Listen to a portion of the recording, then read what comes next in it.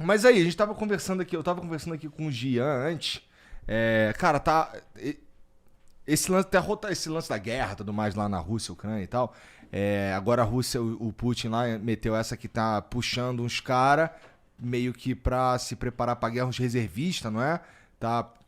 Não é alistando, né? Porque esses caras já meio que já tava ali de reservista mesmo. E tá rolando umas rebeliões, isso é verdade? Assim, o Jean tava me falando que viu em algum lugar que dois desses caras é, fizeram um atentado num lugar que mataram outros 60, né? Cara, assim, parece que o clima lá tá muito insano no sentido que ninguém quer comprar essa guerra de verdade, nem o russo. Como é que vocês enxergam isso daí, cara? Esse é o sentimento mesmo? Nem o russo quer participar dessa bagunça? Olha, eu acho que em geral a maioria da população ainda vê aquilo como necessário, porque houve um certo preparo por parte do governo de que aquilo é uma guerra defensiva, né, em resposta a uma suposta ameaça da OTAN contra os interesses de segurança da Rússia. Isso é uma interpretação dominante hoje da Rússia, onde a Ucrânia ainda é visto como parte da zona de influência, é um pensamento que sobreviveu da Guerra Fria, né, onde a Rússia era uma grande potência e ainda está lidando com a transição de potência global para potência regional, Aham. com menos privilégios no sistema internacional. A Ucrânia aproveitou desse momento para, enfim, se transformar num país pós-Guerra Fria independente, que se aproximou aos poucos da União Europeia, do Ocidente como um todo. Então tu Então me diria que esse parece que movimento é uma minoria, que tá eu puto. acho que em geral não existe uma rejeição ampla. Agora, acompanhando o debate público na Rússia, é nítido que na TV há muita crítica contra a condução dessa guerra. Em parte aquilo é orquestrado pelo Kremlin, porque o Putin também precisa achar culpados, né? Ele disse em fevereiro, aquilo vai ser rápido, nem é uma guerra, é uma operação militar especial.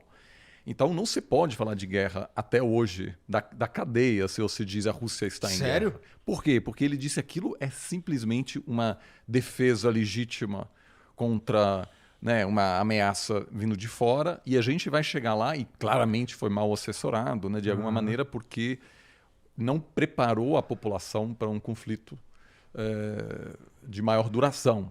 Então, nesse sentido, sim, há uma certa perplexidade na Rússia. Hoje, muita gente saiu. Para se ter uma ideia, dos meus principais contatos na Rússia, os que trabalham no setor público, são diplomatas e trabalham nos ministérios, obviamente permanecem na Rússia. Mas muitos dos acadêmicos, comentaristas, etc., saíram. Estão hoje em Istambul, estão em Berlim. Com Alguns medo de quê? porque estão percebendo que aqui o espaço para um debate livre está se fechando, né? Entendi. Ou seja, a Aham. repressão aumentou e existe claramente uma preocupação do governo russo em conter um possível questionamento e é evidente que o presidente poderia ter preparado melhor a população. Então existe um questionamento. Por que agora a gente precisa enviar nossos filhos para uma guerra onde, e há uma percepção clara disso na Rússia, de que a Ucrânia tem uma superioridade tecnológica imensa e que se você manda gente mal preparada para uma guerra contra um inimigo muito mais motivado, que conhece o terreno, que tem apoio das forças armadas mais modernas do planeta, a chance de morrer é muito alta. Porque essa gente não consegue fazer parte de manobras muito complexas. Isso é gente que fez um treinamento breve. Eles precisam levar, os caras precisam levar e comprar, às vezes, roupa de inverno, Que doideira, capacete. né? Então, na cidade da fronteira da Rússia, tem agora uma indústria que vende material bélico, né, para os reservistas que Entendi. chegam lá sem proteção, vamos dizer, sem Aham. equipamento, etc. Nem contra o frio.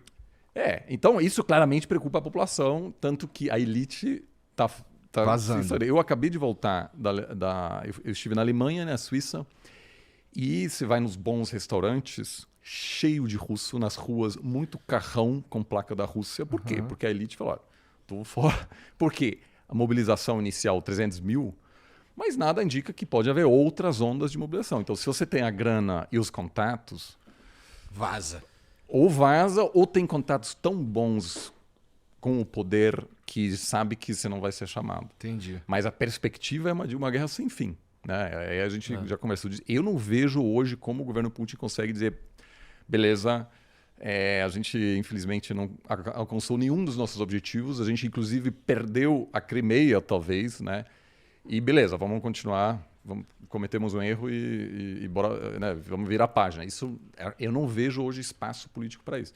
Então não tem uma saída fácil para o governo russo. Pois é, né, Rock? Eu acho que tem dois momentos para a gente olhar para a sensação dos russos.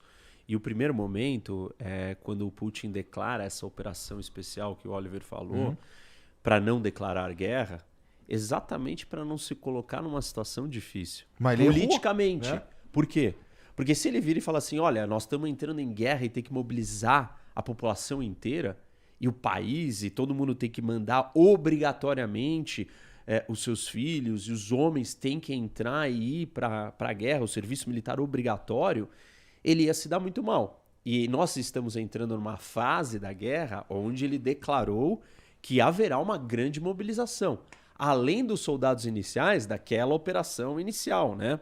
Ele não mudou o nome ainda, mas ele mudou vários dos elementos da guerra. Primeiro, essas regiões todas onde está havendo combate, ele simplesmente anexou e falou, agora isso daqui é parte da Rússia. Ele fez um referendo nessas regiões e falou assim, agora aqui é Rússia, então acabou, então aquilo é Rússia. Esse referendo que não foi aceito pelo Claro mundo, que não, né? né? Só ali. Imagina você fazer um referendo em São Paulo, um referendo no Brasil, aí você pega São Paulo e fala assim, São Paulo, você quer se separar? Não, mas peraí, mas o referendo é no Brasil inteiro, você não pode perguntar só para esse lugar.